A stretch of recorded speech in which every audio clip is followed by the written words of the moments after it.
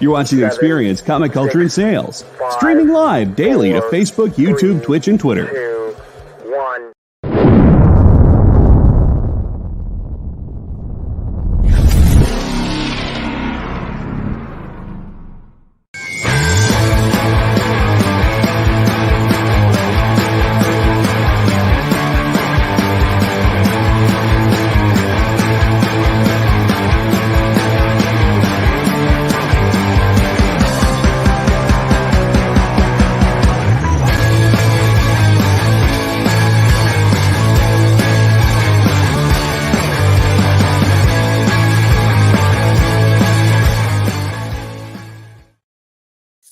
What's up, the internet? It's producer Kyle. How's it going? What's up? What's up? How you guys doing today? That is not Miss Jen or Jay or any of the normal cast of schmucks I have on. I'm kidding. I only call them schmucks because they are without power and can't hear me call them that. Guys, everybody, welcome in Jeff from GM Comics, Comic Dunes, all of that kind of stuff. Jeff does a great show over on The Experience, here on The Experience, if you're watching on The Experience. Thursdays at 11 a.m. Eastern and Saturdays at 7:30 Eastern, where he sells vintage comics. Comics, I mean, that's what we mainly pop up with, but we're not limited to just that. Collectibles, so toys, vintage toys, Star Wars, He-Man, stuff like that.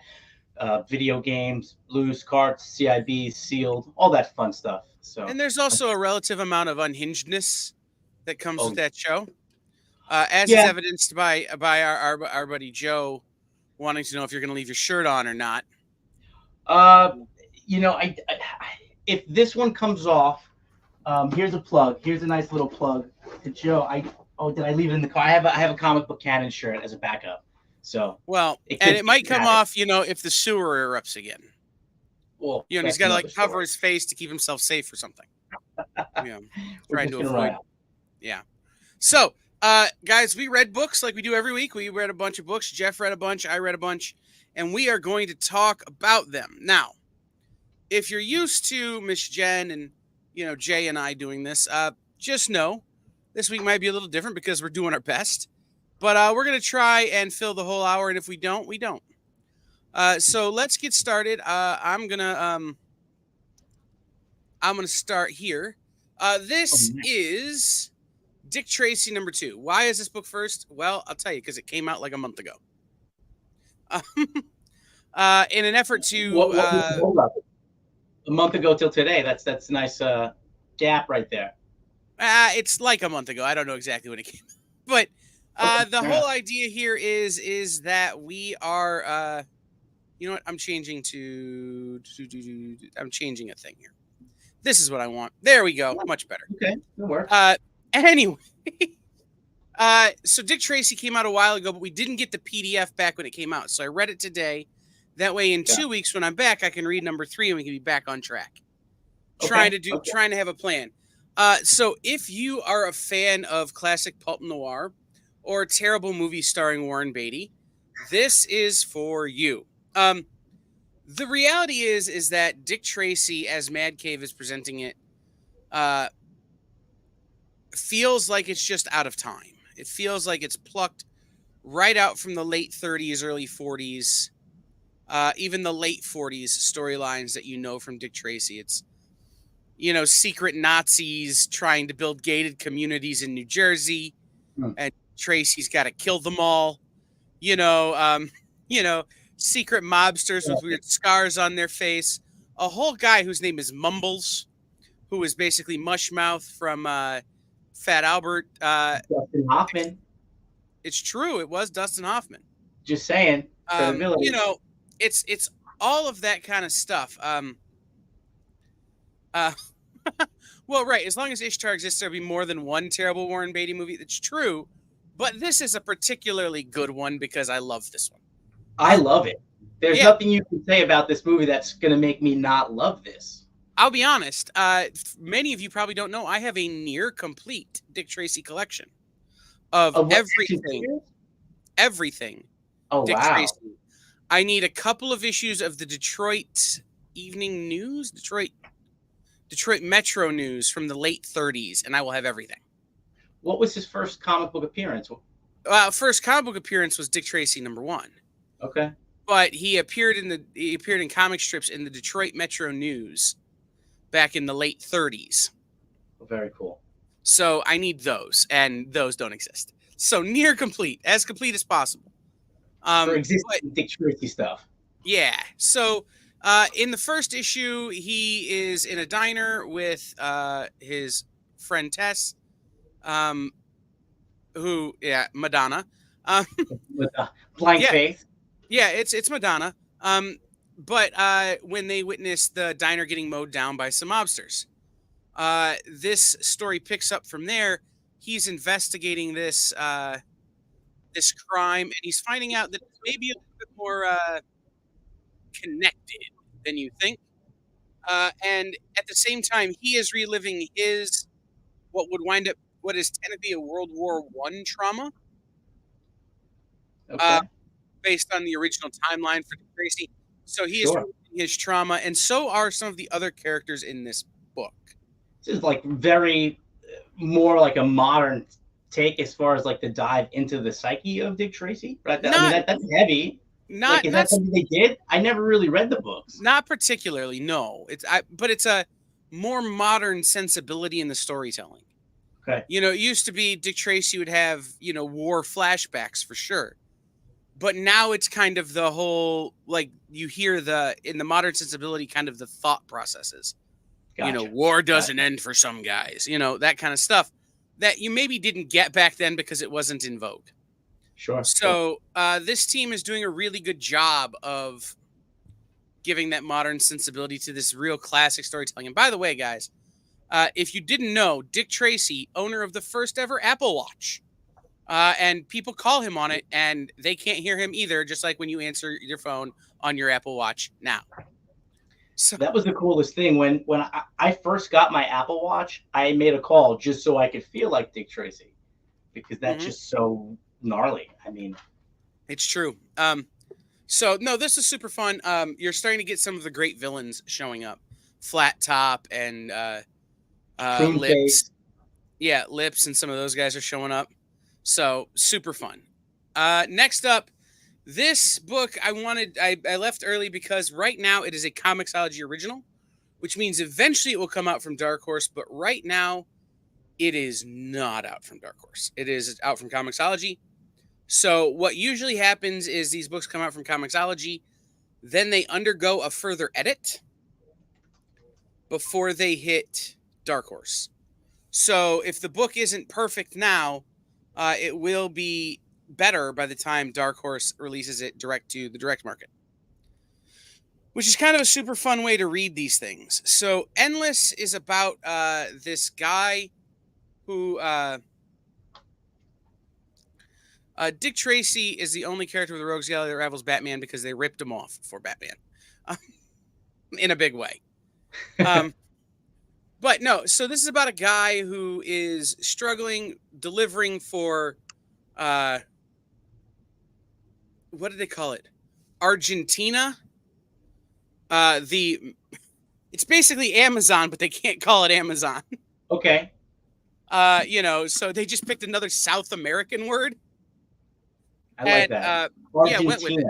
You're right. Like, I forget what Argentina they call Prime. it. Right. Yeah, exactly. And it's like, if you don't have the thing in 30 minutes or less, it's free and they charge you for it. So it starts off with like him doing like a parkour Spider-Man thing, trying to deliver what winds up being a marital aid to somebody. Like, but right. After we get through this part of kind of understanding that this is a guy who's struggling to make a living in this sort of post-apocalyptic future situation, or this, I don't want to call it post-apocalyptic, but it's definitely dystopian future.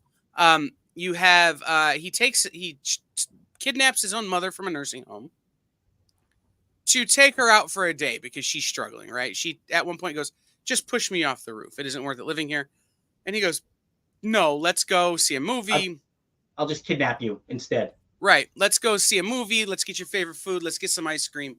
And then takes him back, only to find out that the nursing home is going to evict her because he hasn't been paying the bills.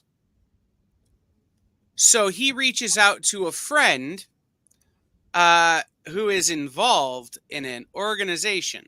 Mm. It helps to know that all of these people are Asian. If that doesn't tell you what you need to know about the organization, then maybe watch a Jackie Chan movie. But especially that second Rush Hour. Anyway, but he joins them in an effort to make money, and they wind up robbing a military transport. Yeah, rhymes with Smakuza. Yes. They wind up robbing a military transport, and in the process, his friend gets shot, and so does he. But when he gets shot through the thing they were robbing, and the whole book turns. The book goes from black and white to color. That's cool. That's cool. It takes this whole weird turn, and we don't know why. The thing you need to know about Kurt Pyers is Kurt comes from television. So this book is certainly written like a movie or TV miniseries in terms of the way it's laid out. Right, you hate it when you get shot through the thing you're robbing. The problem is all you know about the thing they're robbing is that it's this black box. Like, you don't know what it is. It's like, so I can't say he gets shot through this weapon or he gets shot through this thing. Mm-hmm. You don't know yet. What's in the box? Right, it turns into a Jimi Hendrix video. When this thing happens, and it's super cool. Or, a Jefferson Airplane video, even probably a little more realistic. When this happens, and the whole thing just goes absolutely off the rails. So just know that by the time this hits the direct market, if you're not buying it on Comixology, it will be slightly different than it is now when I'm reading it, which is great, because I was maybe a little spoiler heavy. And what's the release date?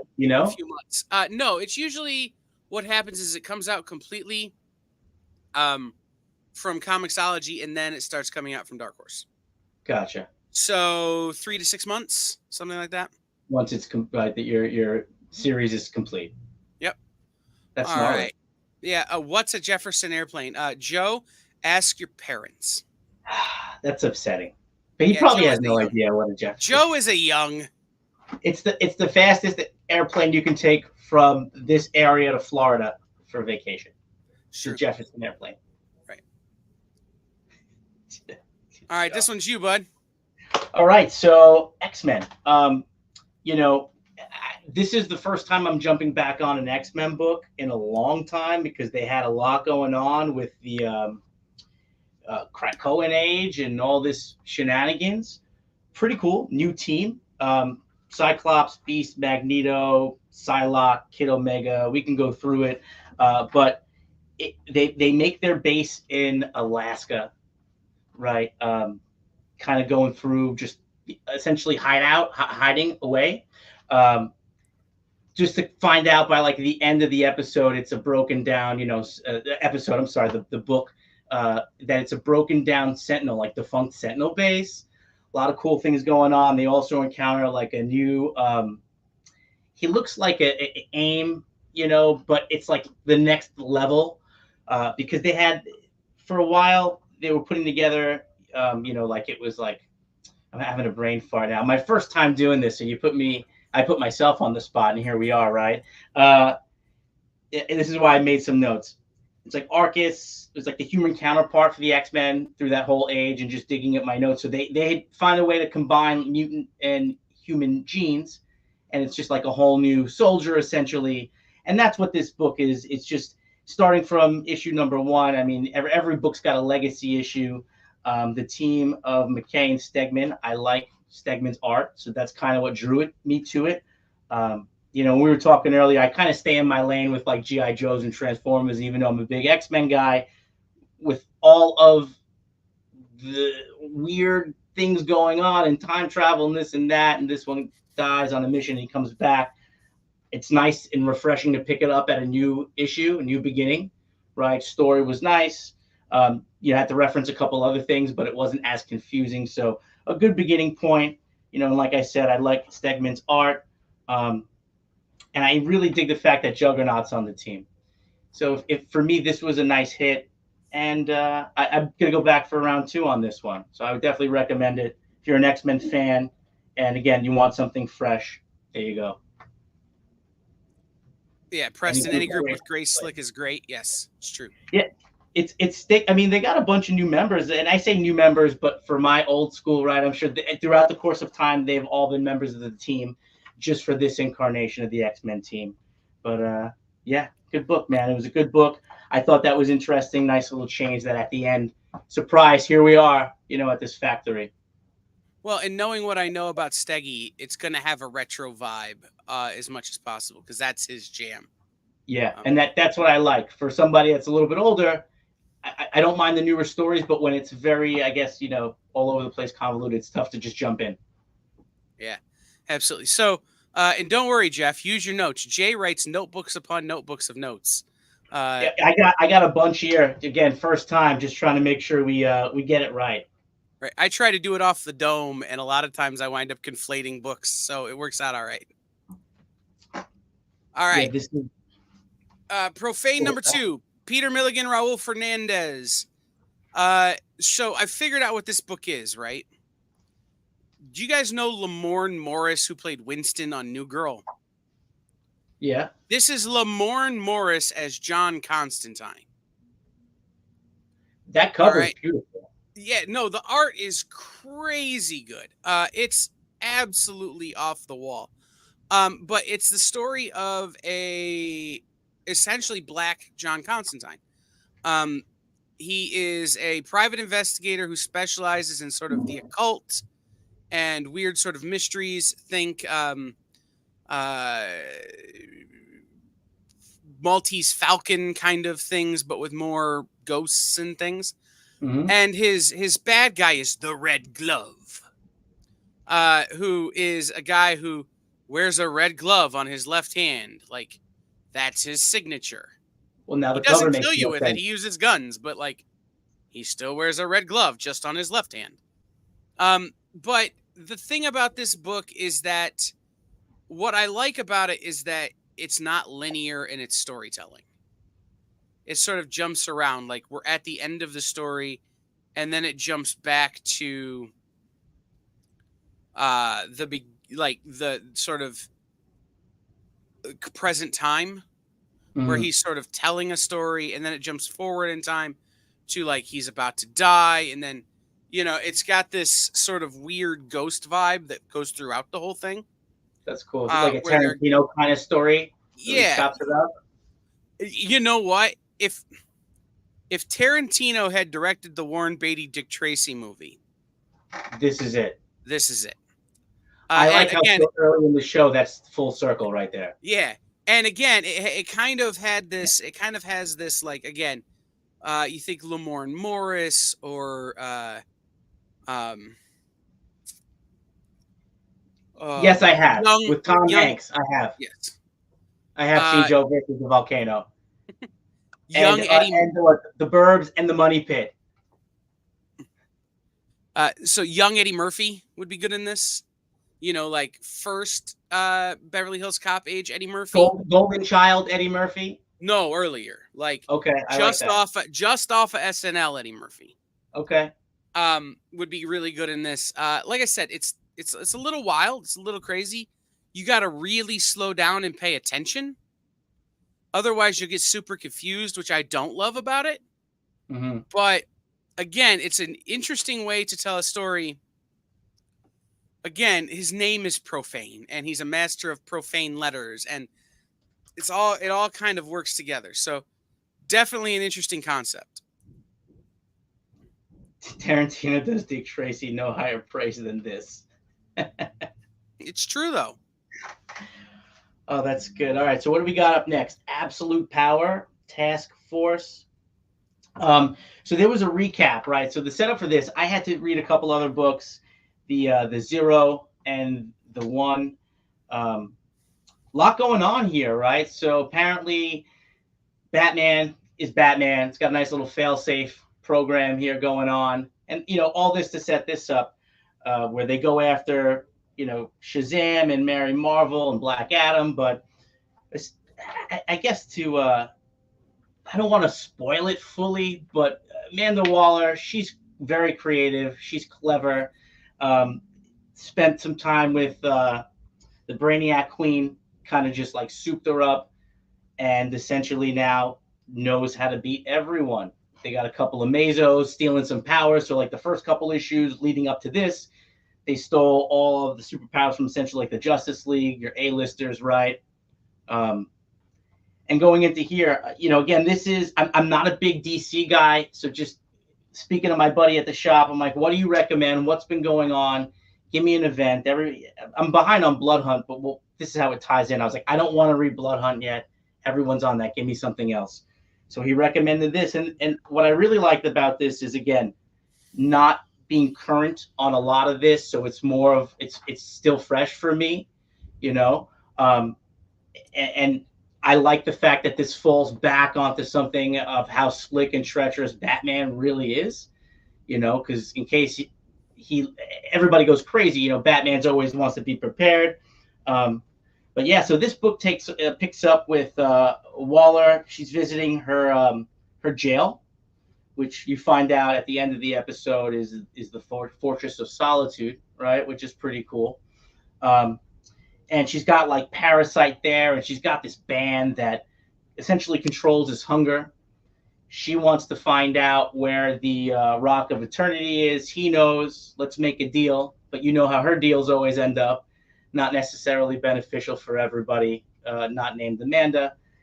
And what ensues is one of the Amazos pretty much lays waste to Black Adam and captures the Shazam team, places him in jail.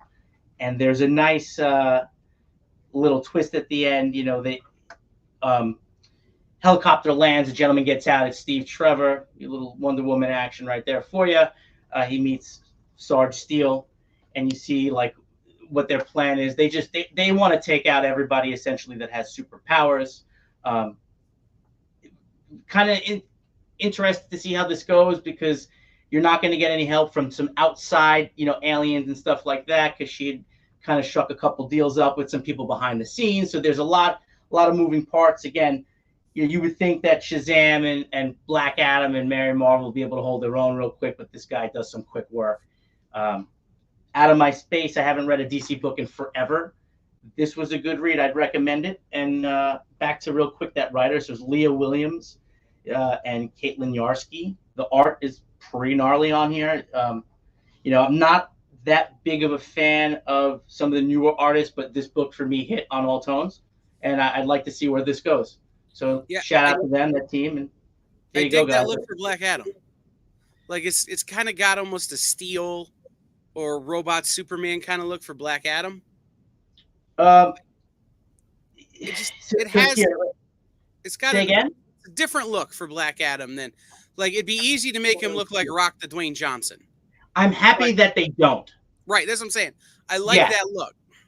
This is more. I feel like this is more of a traditional Black Adam, right? Like, we got off the path where for a while he was looking like The Rock, and I'm a Dwayne Johnson supporter, just not as Black Adam or in any superhero movie. I love. Have you been following the Dwayne Johnson memes? Yeah. After the WrestleMania documentary, where he's like, and then I said to the Iron Sheik, you should call him a jabroni. Where he's taking credit for everything. He's I guess he's the new age Hulk Hogan, right? I love these. I love the memes, and if it's good for wrestling, it's good for me. Or maybe Roy Thomas. Yeah, right. There it is. Yes. So the Rock is our comic book Roy Thomas. Yes, exactly. All right, this book, I can see why Jay likes this book. There are entirely too many eyes on the monsters, and it messes with that. I have that phobia of irregular circles and irregular patterns. Like, this book got me kind of triggered. Very fun though, from Cullen Bunn. That cover looks fun. Yeah, almost cartoony, cartoony horror monsters. Like, I could see Dan Povenmire or somebody like like that from like the Phineas and Ferb kind of world doing a take on this. I don't remember where the story was, and I don't know where the story is going. I just know this. This book is a nice change of pace from a traditional monster book, and is a nice look. If you're into what's the word I'm looking for? Things with like 9 million eyes. Okay. Read it. If you're not, if you're like me, maybe just go like this and kind of look at the words. You know, cover your eyes a little bit. But yes, Cuddles is legit. This book is very interesting. And again, it's not every day I find a book that I think is unique. Especially in comics, I read so many of them. Every idea is something I've read before. But yeah, koalas with chainsaws are high on the list, man. I can get behind that. I need something out of the box, man. You know, This for is so it. long it's like superheroes and then GI Joes and robots. So I'm writing down these names as you go over them. It's something that I strikes the interest. So I like I'm that. telling you, from Dark Horse right now, the book you need to read is Lester of Lesser Gods. It's Eric Powell, who guided the Goon. It's off the rails. Yep. There are entirely too many fat people in thongs, but it's okay. We can get past that. Yeah. Ooh, this was a good one. It's been a while since I've read a turtle book. This was cool because this was a collection of about 12 different stories. One shot. They cover from, the inception of the turtles through all the way to current, throughout various incarnations. The cartoon, the current cartoon. And what was really cool about this was, again, it's a one shot, 12 different stories. The first story in here, and I wish you guys could see this. Very much, it's Kevin Eastman, so it's in the style, right, of like your first turtles that they did. Very rough, got a little blue back like tone to it, but it's written and it goes along to an Edgar Allan Poe poem, Alone. So it's cool. So it's just I wish you could see it, like the original, and then flip a couple pages, and then by the time you get to the end of the story, you're at the last Ronin. So this really covers a lot of ground on the turtles. You have a nice first meeting between Casey Jones and April O'Neil. But there was, the art, because it varies through so many different styles, right? And that's obvious by, oh my God, 40 years of Ninja Turtles already, right? That's bananas.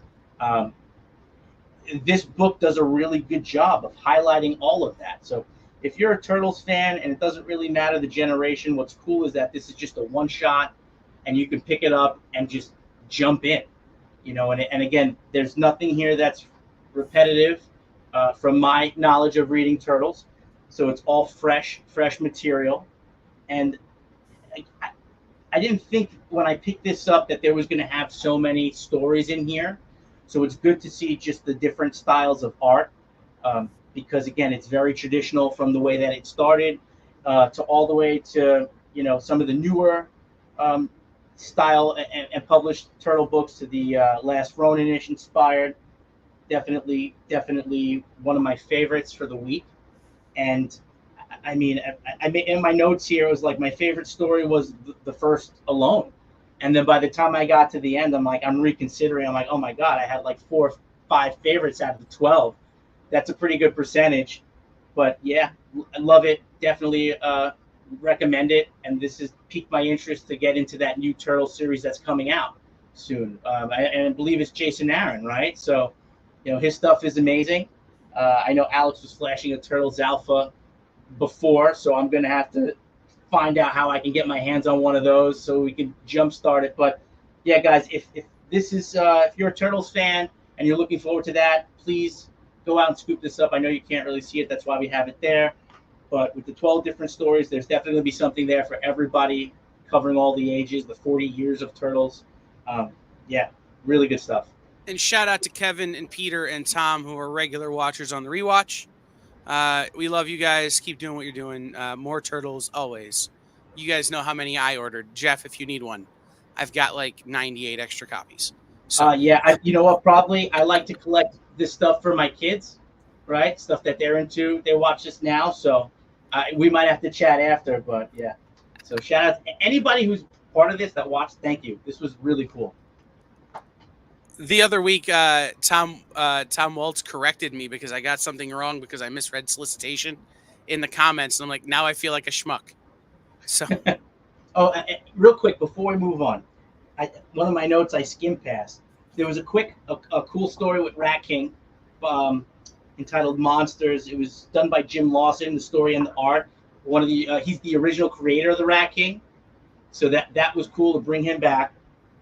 And then there's a story in there called "Krang Among Us," which the turtles are just kind of walking through the subway, and they come across a subway break dance battle team, and they challenge him to a dance off, and the turtles Michelangelo slays it, and then it goes from dance off to encountering I guess, spoiler alert, Krang Primordial, but really cool, just the concept.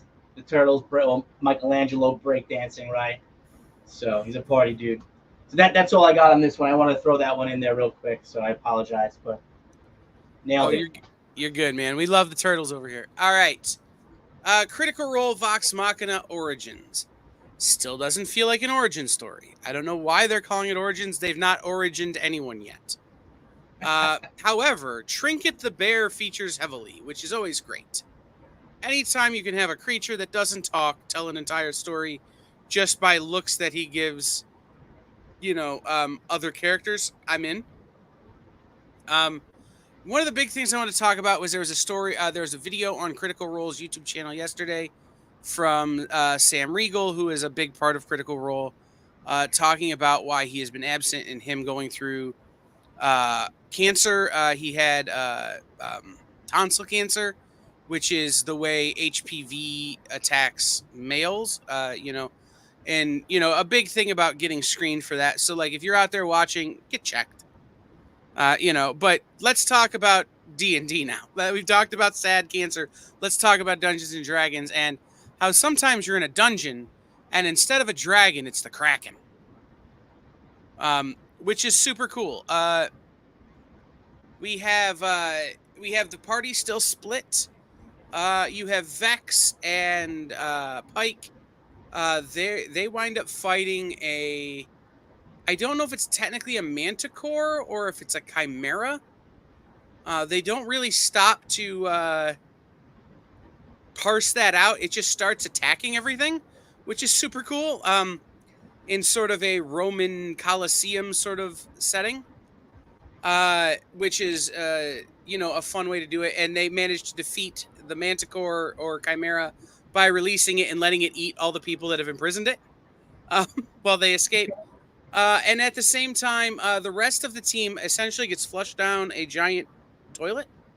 Not really. They fall into a well that drains, and they wind up in a cave where they are chased by a kraken and have to aid a woman who studies crystals that definitely are the kind of crystals you take if you want to see colors, man. Okay. So, they're doing that, trying to get the team back together, but they're still very separated, and neither of them actually know where they're at. So, again, this is why you don't split the party. And at the same time, when you do, make sure you take a bear with you, because Trinket the Bear, man. Lay off the crystals. Or don't, depending on what you're into. So, but make sure you take Trinket the Bear, because he will definitely eat some stuff to save your butt.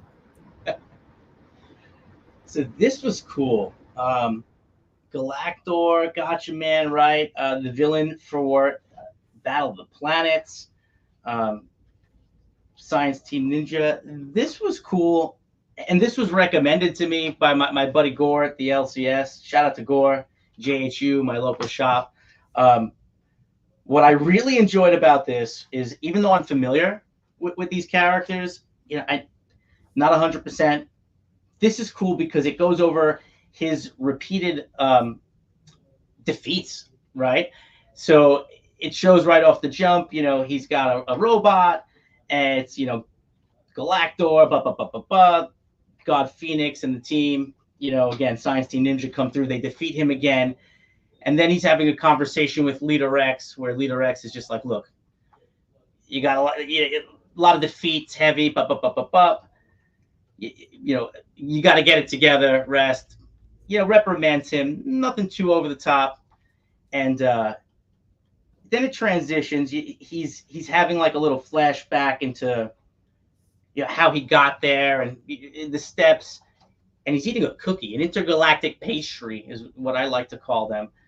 And, because of his training with poisons and I guess his road to becoming a villain, if you will, he notices that he's being poisoned. And then from here on out, he essentially goes, and this was my note here, which is my favorite thing. He dons his old outfit, his old, I guess his worker bee outfit and his standard guard outfit when he was coming up through the ranks, and goes like undercover boss to try to find out who poisons him. And it's really cool. He speaks to one of the guys harvesting it, and don't want to give too much away at what happens at the end. Does have a murder on his hands, but this is cool because it's like a little mystery, right? He's going undercover to find out, who's trying to kill him after he gets reprimanded from Leader X. And it's just, it's a different take from the little that I was exposed to with Battle of the Planet. And that's just cool, refreshing to see that when I'm reading this, my brain's going to other places, right? He's failing. Somebody doesn't want him on the team anymore. Somebody wants to replace him. And then he just goes full-blown undercover boss and does a couple things, that might not be necessarily ideal for a boss to do. Brandishing a firearm, shooting at you, possibly killing you. So definitely cool. Recommend. Steve Orlando, Kath Lobo, writer, artist, color, 4-part series. So I like that it's contained, right? 4 parts. You don't have to go to any other places, but check that out, guys. Mad Cave, Galactor, Gotcha Man, Battle of Planets, Undercover Boss. I'm out. There was a lot of talk when they announced this that they should have called it Battle of the Planets, not Gotcha Man. But I'm glad that they left it Gotcha Man, because the fact that the people who know are able to draw connections and the people who don't can just experience it for the first time, I think is part of the reason this book has been successful for them. I don't know. I mean, probably I had a couple other favorites. I mean, and it's tough to like pick and choose, right? But I typically, like we were talking about, I mean, I read Transformers, G.I. Joe, Energon Universe. So to get something that's from, someone independent, Mad Cave, this was refreshing, super refreshing. I love it. Again, not fully familiar with, Battle of the Planets, just a little bit from digging through old collections and, seeing runs of them. I'm like, oh, this is cool. And then what I like at the end, it gives you a breakdown of what's coming out in case you want to go down this rabbit hole. But yeah, I love this book. All right, what's next? Let's see here. Gun Honey. Yeah, look, I'm going to give this the review that I give every one of these hard case books, which is why I let Jay generally do them. This one has an appropriate amount of naked breastises. Okay. Which is to say, sometimes they have an inappropriate amount, and sometimes they have none. This has an appropriate amount. Basically, I'm jumping into this in the middle of this is like a number 3. I'm jumping into this in the middle of a series. I'm not really sure what the mystery is they're trying to solve. I'm not really sure what the goals are or who the players are, but I will tell you this. There's a lot of shooting. There's a lot of badass women fighting. Okay. And there's a fair amount of topless parachuting. Which is not something I thought I needed in comics, but I'm good with it. But you know what it is? I don't know if you've ever been skydiving, you parachute. Topless is aerodynamic. Sure. Yeah. It wasn't something I thought I needed, but I'm here for it. I'm good with it. Okay. No, guys, these true crime, it's Ed Brubaker at the top, the finest kind of pulp noir, right? Mm-hmm. You can't go wrong if you're into this kind of story. I would recommend starting at the beginning. Don't start at number 3 like I just did, because there are details you need. Brubaker stuff, you got to start from the beginning. Well, man. this isn't even Ed Brubaker. This is Okay. Who's that? Brubaker is just a fan. This is, and I'm going to butcher some recommendation names. at the top. Charles Adai and Ang Hor Keng. Gun Honey. Let me check that out. Yeah. By the way, there is a cosplay variant that is like some OnlyFans stuff for those of you guys who are into that kind of thing. But no, the thing about this book, again, if you're into pulp mysteries, you're into action, you're into like a girl with a dragon tattoo, or you've been reading The Gun Honey or Jennifer Blood. All right, for you Dynamite people out there, this feels like it could be a Jennifer Blood story, and I don't know what's going on. And it feels like you could just swap out Gun Honey for Jennifer Blood, and it would work. That's cool. I like that. So, if you're into this, dig on it. But again, like I'm gonna have to wait for the trade to come out because like I don't know what I don't know, and I need to. All right, next up. Ooh, so this Transformer run has been superb. If you are not reading this, if you are a fan of the Transformers G1, this really hits that nostalgic nerve, the feels. Excuse me. So, this issue in particular, Daniel Warren Johnson, the writer, Jorge Corona, the artist, and Mike, Spicer, colorist. Great team. Follows like young Spike as he has a Decepticon captive, and they're having a conversation. He has an Autobot buddy with him, and they're talking like, "Hey, if we release you, what are you gonna do?" He's like, "I'm gonna kill you." Typical Decepticon fashion, right? And a lot of back and forth in this book. The Decepticons are in the process of creating a portal, right? Very Decepticon, Michael Bay-ish, where they want to harvest Earth. Again, we've seen these concepts before, but nothing new in the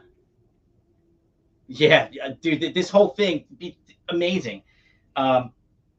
And I like how the license plate on here, I just noticed this now up top. It says MJF. So shout out to MJF if you ever watched it. And this book is better than you, so you should read it. So start to finish, again, you got a couple close-ups with Soundwave, Shockwave. I always get them, and they're talking about what the plan is, and you see they have like this little portal where they're trying to bring Cybertron over to Earth. Again, this is very Transformery. Once you start reading and going through, you're going to make the connections. RC is in it. You find an Ultra Magnus who's been tortured by the Decepticons, and he's very raw. They peeled away a lot of his metal. You see a lot of the face. I can't. Oh, dude, this is can't. Oh, yeah, this is so cool. I can't wait till they catch up. So far from what I was gathering, it was like a nice little prequel for everything, and how it ties in with all the other Energon universe books and everything like that. But again, so you have some foul play here with two bigger players of the Decepticons, right? Shockwave, Soundwave, and they're making this portal. You have RC having conversations with Optimus Prime about what they're going to do, and if he was there, could it make a difference? And this is very early on. You see he still has that Megatron arm cannon, right? Because he lost his arm during battle. A lot of cool stuff. But yeah, at the end of the book, after a lot of dialogue heavy and building it out, which is a lot what they're doing. Oh, I love it. Frankie, I love the Dinobots, man. You actually see the harvesting begin with, the two of them, the Shockwave, Soundwave going in. And it's your typical Transformer book. And when I first got this, they were writing it. I mean, they're still writing it really well. I was reading it in the voices of like G1, right? It was horrible. I hear it in my head. I'm like, oh, Soundwave. I'm making my own voice, even though they're terrible. But you thought this would be my favorite, up there. I would recommend this again. This Energon universe is just, the last out. So we needed something, Carl, to kind of just pace it and develop it. I don't mind these books, right? Because I like to see where they're going. We have another book, another IP with 40 years of history, and they're really respecting it here. And that's what I like, is that they're respecting it and then taking it into a new direction. So it's hitting for me every note, and it checks every box. So I didn't jump in at the beginning of this. I'm not a Transformers guy. sure. I played with the toys, but I'm not a Transformers guy. So I didn't jump in at the beginning. And so I went to my LCS a couple weeks ago to just try to pick up whatever back issues I could get. I was going to try and start it. And they were like, we're not stocking it for the shelves. We're doing orders only because we don't stock indies. And I think they heard my jaw break as it hit the floor, because how are you not stocking this? And then I started a whole fight on the internet about it that we had to talk about last night on my show, Devil's Advocates, because I don't understand stores who aren't going heavy on this right now. And I'm cannot, because I can't find it. They sell out. They sell out quick, man. Right. I have people that come into Jam. We don't sell new comic books looking for this Energon universe stuff. Right. And I got to reach out over here. You're missing out, right? I get a lot. We do a lot of vintage stuff. So what I see is this: people come in, they look for your Marvel, right? Transformers, Marvel Joes. Then they look for like the in-between IDW stuff, right? Because that was like a little bit of, I guess, lower print because of this. Then they like backtrack. Oh, do you have any of those back issues? I'm like, nope, don't do them. Good luck. You should have got in from the start. So good. If you want a first print, have fun. Like, you could find it, but you're gonna have to pay, man. I found a shop up near Detroit who has them, so I got to drive an hour and a half to get them. But that's okay. I'll mail you some. You let me know what you need, and it's worth it. I found a shop that's going to sell me all 10. Oh, nice. So yeah, I'm gonna drive up and get it, and probably buy more crap. So here we go. Let's keep moving. Okay, this one will be quick. Cult of the Lamb #2. Alex Packnadel, Tony Little. Cute but stabby, but also like if you've ever thought about joining a cult, this book really has some of that, because the Lamb, who is on the left of that, is your cult leader, except that he's possessed by Satan, and Satan has given him the power to kill literally everything. And so the old gods of the old religion are actively trying to put him down, but the new religion is strong amongst the people of the woods. This book is super cute, but super stabby. Like, I've never seen so much cartoon blood in 2 pages as I have in this book. So much cartoon blood. We had this before on the IG stream, right? Mm-hmm. I wasn't pitched before, but I am now. Yeah, flipping through the book and not reading it. I like that. Yeah, this is one that you would buy because it looks like you could buy it for your kids, and then your kids would have to go to therapy for the rest of their lives because they read it. I'm looking at my dad buying me Preacher. Anyway, like, this book is again, it looks super cute, super playful. It is not. So much death, so much destruction. And kind of a lot of religious unpacking too, like religious trauma. So just, this is one that is, I think, a sleeper for a lot of people because it comes out from Oni Press. But I'm really digging it. Real quick on that last one. Was that a video game? Yes. Perfect. Because I said someone had mentioned it was. Not even familiar with that. That's pretty gnarly. Yeah. Cult of the Lamb was originally a video game. Kind of in that same, it's kind of, to me, it reminds me of that same realm as The Last of Us, where it was a video game first, and then the comic book expanded the mythos. Yeah. Sort of the same. I like that.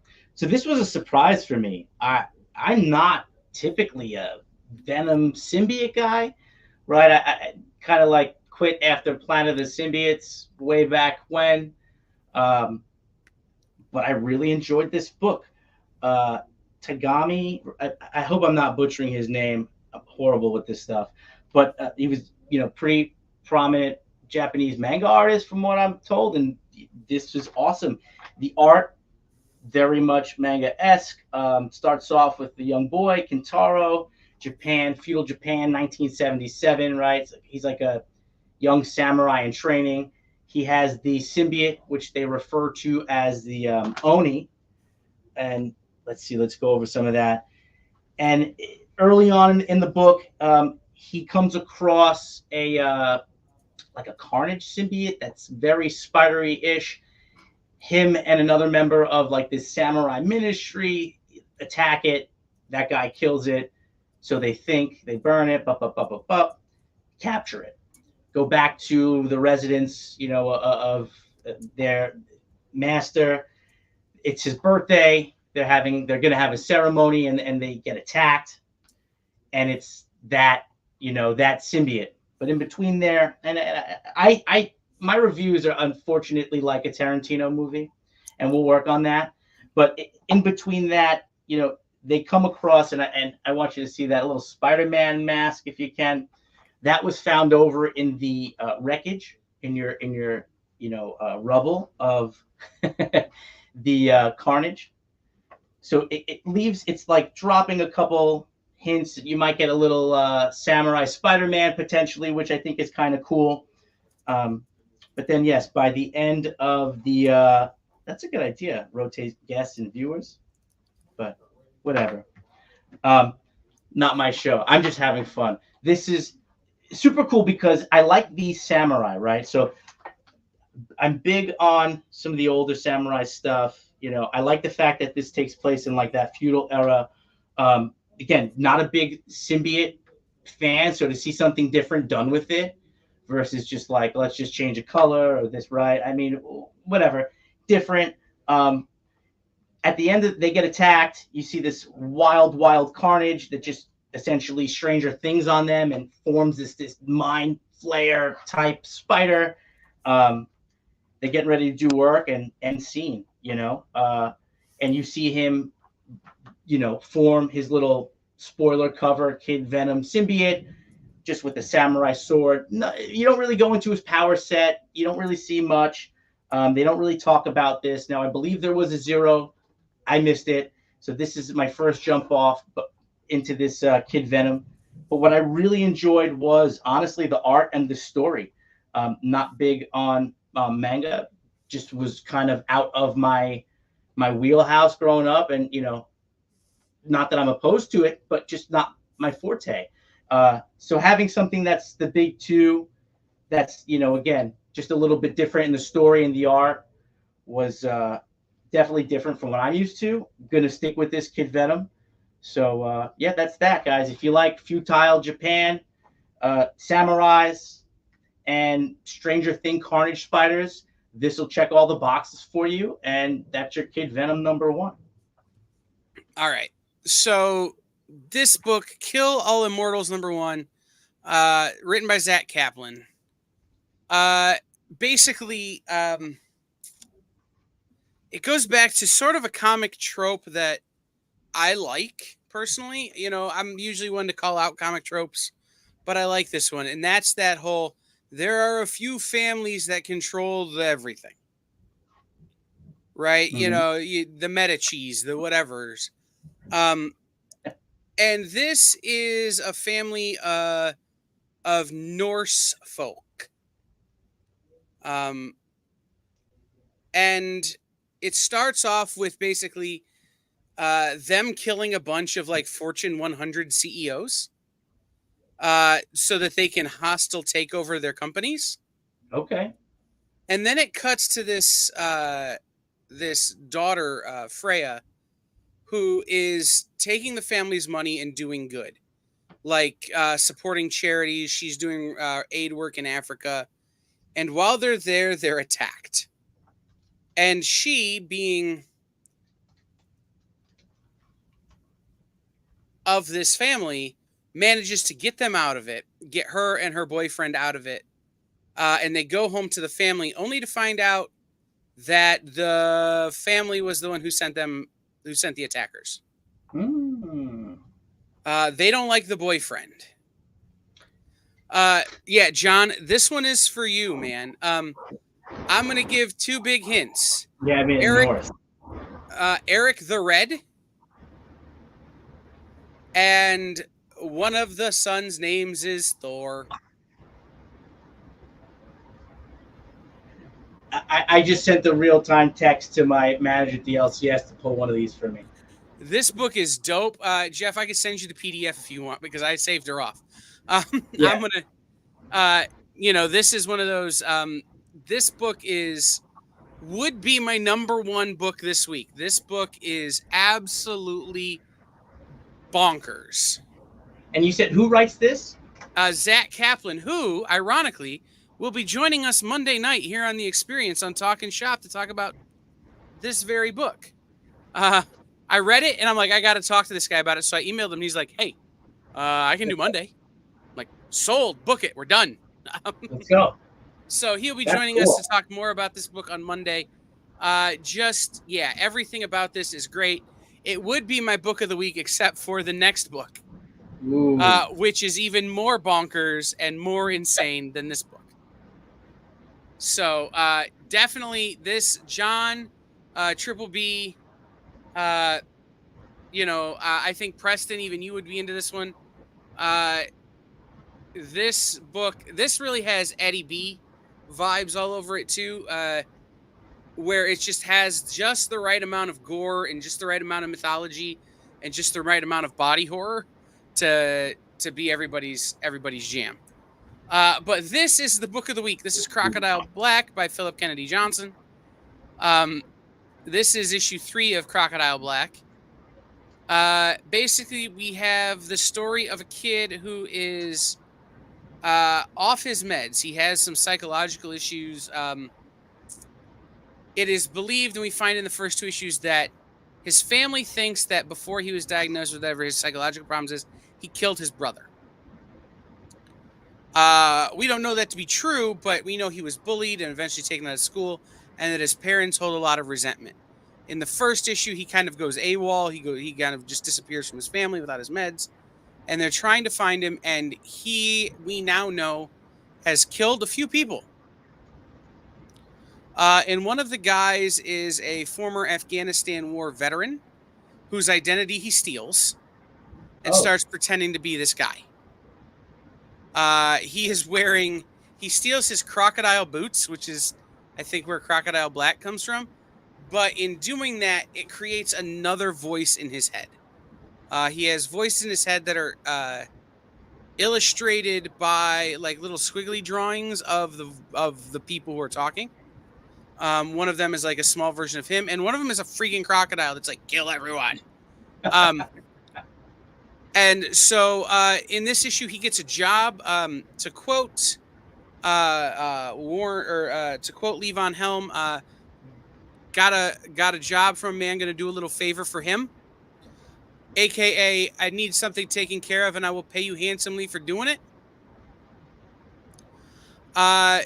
Winds up in a mom and pop drugstore that we found out in issue 2 is selling coke out the back door, and the cartels are angry at him. So he's working parts, yeah. Yeah, he's working for the cartels.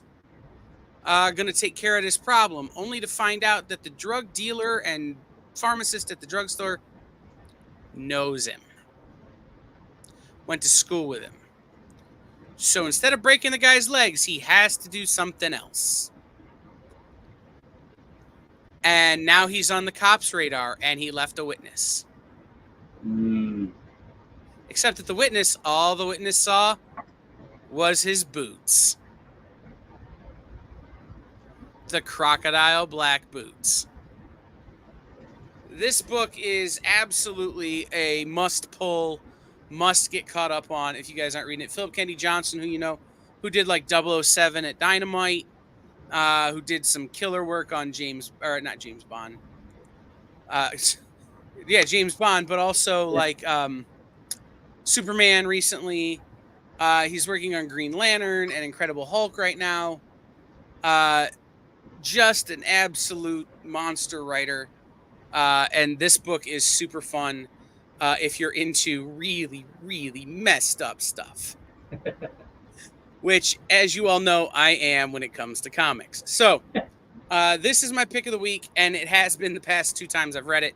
This is issue 3. Try and go back and pick up back issues on this from Boom Studios. So, that is all of our books for this week. I want to thank Jeff for stepping up to fill in this week. It's always good to have a new voice on the show. Thank you for having me. That was a blast. Man, absolutely. Hopefully it wasn't too hard. No, you know what? It actually sparked me to read a little bit more this week, and that was my favorite thing, right? You guys see me typically on the other side, just selling books. What people don't know is I do read, I do collect, and it's not really in my comfort zone to give reviews. So I kind of wanted to challenge myself with just doing something like this, and it's not too difficult. But right, if I'm just selling, you'll never see me on the other side. So I got to diversify a little bit. So tell people where they can buy stuff from you. Jam Comics is on. Yeah, so we're on The Experience every Thursday morning, the self-proclaimed best morning show on YouTube, 11 to 12:30. And then we have the Saturday night show, 7:30 to 9:30. Jam Comics store on Instagram. We've been around for the store 2 years in October, projecting, but we'll be there. We've been dealers for a decade, John and myself, right? And Jam Comics kind of formed with John's dream of having a store. So he's the original Jam Comics. I'm Comic Dunes. We're best friends. So he's like, hey, Jam Comics store. I don't care what it is. If we can provide great books, great prices, a great service, and a community and a home for people that love what we do, I don't care what you call it. It doesn't matter to me as long as it's a safe space for people like us, and we don't have too many of them. So that's us, Jam Comics, 770 Route 15 South, Lake Opakon, New Jersey. Thursdays, 11, Saturday, 7:30, here on The Experience. Tons of stuff on eBay. We're everywhere, guys. All right. If you're watching this from the Space Cadets page or you're Miss Jen or Jay, be safe. Keep your head up.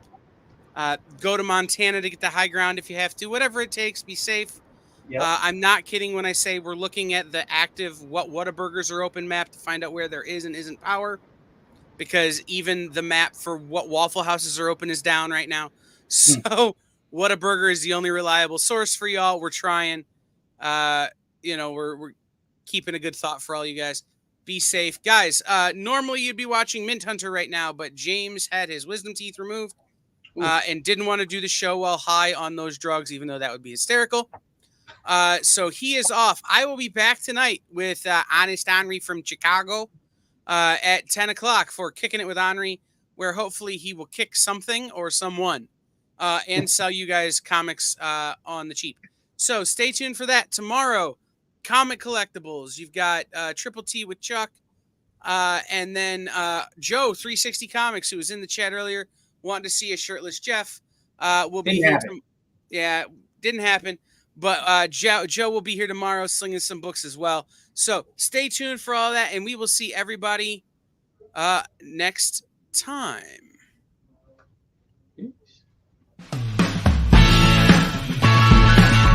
Join the party. Head over to our link tree to find all the links for everywhere The Experience